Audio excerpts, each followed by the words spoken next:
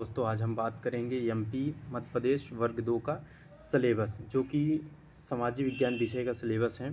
ठीक है ना। इसमें 120 प्रश्न पूछे जाएंगे जो कि 120 नंबर के ही क्वेश्चन होंगे। वैसे तो टोटल पेपर होता है वह होता है 150 नंबर का, बट सामाजिक विज्ञान से पूछे जाएंगे 120 क्वेश्चन ही और 120 नंबर के ही पूछे जाएंगे। बाकी जो 30 क्वेश्चन रहते हैं वो रहते हैं पेडोलॉजी के, जो कि बाद में बताया जाएगा, जिसमें हिंदी, इंग्लिश, मैथ ऐसे करके टॉपिक्स रहते हैं, पेडोलॉजी रहती है। ठीक है, आगे चलते हैं तो आप देखोगे कि इसमें सामाजिक विज्ञान में 4 विषयों को रखा गया है, क्योंकि वर्ग 2 का सिलेबस है। सामाजिक विज्ञान के अंतर्गत 4 विषय आ जाते हैं। इतिहास हो जाता है, नागरिक शास्त्र हो जाता है, भूगोल हो जाता है, अर्थशास्त्र हो जाता है। तो ये 4 विषय रखेंगे, उनको मिला जुला कर एक सिलेबस बनाया गया है जो कि मध्य प्रदेश वर्ग 2 की परीक्षा के लिए इसको तैयार किया गया है। ठीक है, इसमें एक बात याद रखना है कि जो ओबीसी है, ठीक है ना, ओबीसी हो गई, एसटी हो गई, एससी हो गई, एंड इसमें ईडब्ल्यूएस, ठीक है ना, इसके लिए 75 नंबर पाना बहुत इंपॉर्टेंट है। अगर 75 नंबर से आप 1 नंबर भी कम पाते हैं तो आपको उसमें चयन परीक्षा में नहीं बैठने दिया जाएगा, और यह पात्रता परीक्षा का सिलेबस है। ठीक है ना। 2023 से पहले अभी आप देखोगे तो 2023 से पहले अभी एक ही पेपर हुआ करता था, उसके अनुसार रिजल्ट बनता था, कटअप बनता था, फिर ज्वाइनिंग होती थी। बट अब 2023 से क्या कर दिया गया है, गवर्नमेंट ने क्या कर दिया है कि आपको 2 परीक्षाएं देनी पड़ेगी, एक पात्रता परीक्षा, दूसरी चयन परीक्षा। सबसे पहले पात्रता परीक्षा पास करो, क्योंकि मैंने बताया कि ओबीसी हो गया, ठीक है ना, एसटी हो गया, एससी हो गया, एंड ईडब्ल्यूएस,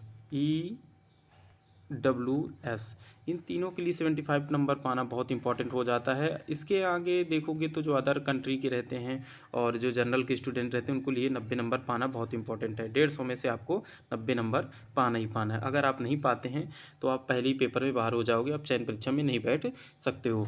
ठीक है ना।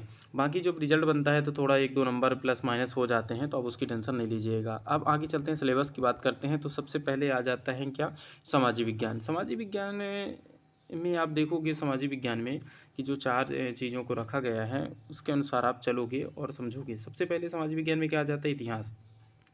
क्या आ जाता है, इतिहास। इतिहास आप देखोगे, इतिहास में तो इसमें 4 टॉपिकों को रखा गया है जो कि आप देख सकते हो, पहला, दूसरा, तीसरा एंड चौथा। उसके बाद नागरिक शास्त्र आ जाता है, जो कि अभी पहले सामाजिक विज्ञान इतिहास को देखते हैं, फिर नागरिक शास्त्र में चलते हैं।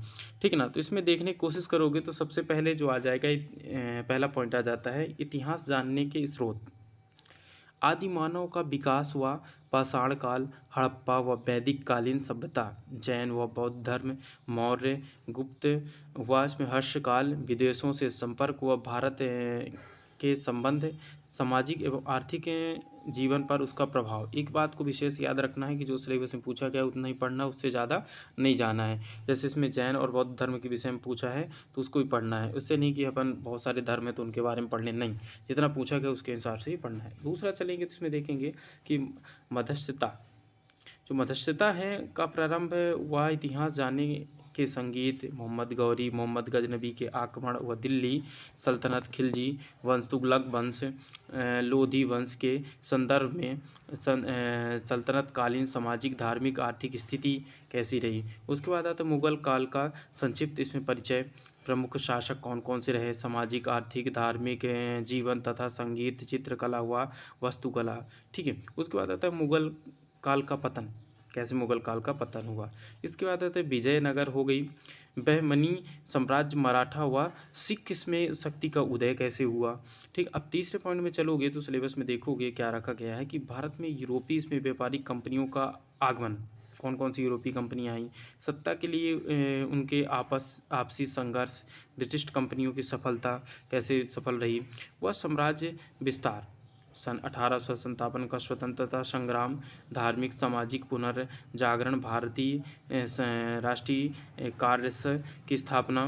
इसके बाद आता है कि उद्देश्य, संघर्ष व महत्व, उदारवाद, अनुदारवाद, राष्ट्रीय आंदोलन, असहयोग, सविनय अवज्ञा आंदोलन, भारत छोड़ो आंदोलन, ठीक है, राष्ट्रीय आंदोलन व क्रांतिकारियों का योगदान, स्वतंत्रता प्राप्ति एवं विभाजना, स्वतंत्र आंदोलन में मध्य प्रदेश का योगदान। इसके बाद अगला चलोगे तो यहाँ पास आता है कि जो चौथा पॉइंट हो जाता है,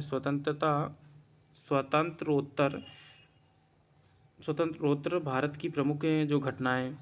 ठीक है, स्वतंत्रोत्तर जो स्वतंत्रता के बाद कौन कौन सी घटनाएं हो गई भारत में उसकी। का कामोर समस्या हो गई सन 1962, चीन का युद्ध हो गया 1965-71, जो भारत का पाक युद्ध हो गया, भारत के अल्पकाल हुआ भारत का अधिक इसमें शक्ति के रूप में उदय। ये आपका जो था समाजी विज्ञान में इतिहास का सिलेबस था। ठीक है, इसके आगे चलोगे तो अब आ जाता है नागरिक शास्त्र। ठीक है, नागरिक शास्त्र को भी देखने की कोशिश करो, नागरिक शास्त्र के अंतर्गत कौन कौन सी चीज़ों को सम्मिलित किया गया। जब आप एनसीईआरटी पढ़ोगे ना तो उसमें दिया गया है, बारीकी से दिया गया, उसको पढ़ लेना, उससे ज़्यादा समझ में आएगा। आगे चलते हैं, देखते हैं नागरिक शास्त्र। नागरिक शास्त्र में 4 भागों में बांटा गया है, जो कि आप देख सकते हो। ठीक है, अब इस 4 भाग में सबसे पहले आ जाता है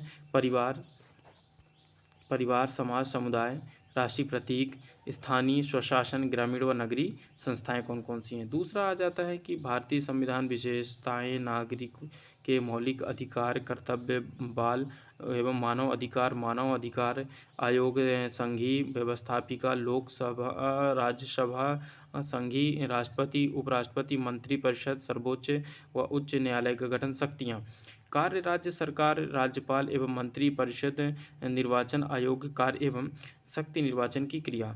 इसके बाद अगला जो पॉइंट देखो तीसरा, उसमें आ जाता है प्रजातंत्र कार्यप्रणाली, प्रजातंत्र के राजनीतिक दलों का महत्व एवं और कार्य। ठीक है, और चौथा जो पॉइंट आ जाता है उसमें आ जाता है प्रजातंत्र की प्रमुख चुनौतियाँ, निरक्षरता, संप्रदायवाद, ठीक है, क्षेत्रवाद, बेरोजगारी, आतंकवाद, अनुसूचित जाति, अनुसूचित जनजाति, पिछड़ा वर्ग, संवैधानिक संरक्षण, भारत की विदेश नीति व पड़ोसी देशों से संबंध, संयुक्त संघ व भारत का आयोग। अब यहाँ पास पड़ोसी से संबंध पूछा है, तो जितने पड़ोसी देश है सभी के संबंध, ऐसा नहीं कि बस पाकिस्तान और चीन का संबंध देख लो, बोलो कि हमने सबका देख लिया, नहीं, सभी देशों का संबंध देखना है, उसके बाद ही आप इसको सही से क्लियर करोगे।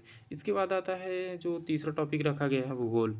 ठीक है, इसके अंतर्गत कौन कौन सी चीज़ें सम्मिलित की गई हैं उसमें बात करेंगे। तो सबसे पहले आ जाता है सौरमंडल, अक्षांश व देशांतर रेखाएं, ग्लोब व मानचित्र। दूसरा टॉपिक आ जाता है स्थल मंडल, पृथ्वी की गतियाँ, ऋतु परिवर्तन, ठीक, परिवर्तनकारी बाह्य आंतरिक शक्तियों व उनके कार्य, मृदा संरक्षण। ठीक है, तीसरा आ जाता है वायुमंडल, ठीक है ना, वायुमंडल का संगठन, वायुदाब। ठीक, अब इसके बाद अब आगे चलेंगे तो चौथा देखेंगे, तो चौथे में आ जाता है कि जलमंडल, लहर, धाराएँ, ज्वार भाटा और वर्षा प्रमुख महासागर कौन कौन से हैं। ठीक है ना, पाँचवा आ जाता है कि भारत स्थिति विस्तार, ठीक है ना, भौतिक संरचना, जलवायु, मृदा, प्राकृतिक वनस्पति, जीव जंतु, खनिज, वाष्प में उद्योग, शक्ति संसाधन, प्रमुख फसलें, परिवहन के साधन, जनसंख्या का वितरण। इसके बाद जो छठवां आ जाता है वो आ जाता है समस्त महाद्वीपीय, अक्षांशीय व देशांतर विस्तार, धरातली संरचना, जलवायु, प्राकृतिक वनस्पतिक, जीव जंतु, खनिज एवं उद्योग, शक्ति संसाधन, प्रमुख फसलें, परिवहन के साधन, प्रमुख देश, पर्यावरण प्रदूषण के कारण व उपाय, औद्योगिक अपशिष्ट व उनका प्रबंधन, ठीक है ना, आपदा प्रबंधन। ये आपके 3 टॉपिक्स क्लियर हो गए सिलेबस में। अब चलते हैं जो 4th नंबर आ जाता है वो आ जाता है अर्थशास्त्र। अर्थशास्त्र देख सकते हैं बहुत ही इसमें छोटा सिलेबस दिया गया है, लेकिन इसका मतलब ये नहीं है कि इसमें क्वेश्चन कम आएंगे, नहीं, क्वेश्चन बहुत आते हैं और वो तो संस्था के ऊपर डिपेंड करता है किस प्रकार का पेपर सेटअप करती है। इकोनॉमिक्स में देखोगे, अर्थशास्त्र में देखोगे तो आर्थिकी विकास, अब उसे आर्थिक विकास होना चाहिए लेकिन आर्थिक लिखा गया तो आर्थिक विकास है, ठीक ना। इसमें क्या हो जाता है, आर्थिक विकास हो जाता है, क्या हो जाएगा कि आर्थिक विकास, ठीक ना, विकास वो लिखा गया, थोड़ा सा प्रिंटिंग है मिस्टेक है, इसलिए इसको ध्यान से थोड़ा सा देखिएगा, कई जगह प्रिंटिंग मिस्टेक मिल जाती है ऐसे में। भारत के समक्ष आर्थिक इसमें चुनौतियाँ, आर्थिक प्रणाली व वैश्वीकरण, मुद्रा व वित्तीय प्रणाली। अब देखो यहाँ पास एक चीज़ याद रखना कि मुद्रा दे दिया गया, इसका मतलब नहीं कि बस मुद्रा के बारे में, नहीं, मुद्रा के बारे में डीपली, वित्तीय प्रणाली मतलब थोड़ा डीपली पढ़ना पड़ेगा आपको। आगे चलेंगे तो देखेंगे पंचवर्षीय योजना में भारत का कृषि विकास, ग्रामीण अर्थव्यवस्था, खाद्यान्न सुरक्षा, सेवा क्षेत्र एवं उपभोक्ता संरक्षण। ये हो गया आपका सामाजिक विज्ञान का जो सिलेबस था, उसमें जो 4 पार्टों मतलब कि जो फर्स्ट खंड में आ जाता है 4 सब्जेक्ट हो जाते हैं, जिसमें आ जाता है इतिहास, नागरिक शास्त्र, भूगोल और अर्थशास्त्र हो गया। इसके बाद इसमें बाखंड भी रखा गया है, जो कि आप देखोगे इसमें आ जाता है क्या, शिक्षा शास्त्री मुद्दे। बाखंड में क्या आ जाता है, शिक्षा शास्त्री मुद्दे आ जाते हैं। इसमें रखा गया सामाजिक विज्ञान की प्राकृतिक व अवधारणाएं, ठीक है ना, कक्षागत प्रक्रिया, गतिविधि एवं परिचर्चा, और इसमें विवेचनात्मक चिंतन की प्रक्रिया। ये आप देख लीजिए, पूरा सिलेबस है आपका सामाजिक विज्ञान का, वर्ग 2 एमपी मध्य प्रदेश का। ये पात्रता परीक्षा का सिलेबस है। इसके बाद चयन परीक्षा होगी, जो पात्रता परीक्षा क्लियर कर लेगा। ठीक है ना, धन्यवाद।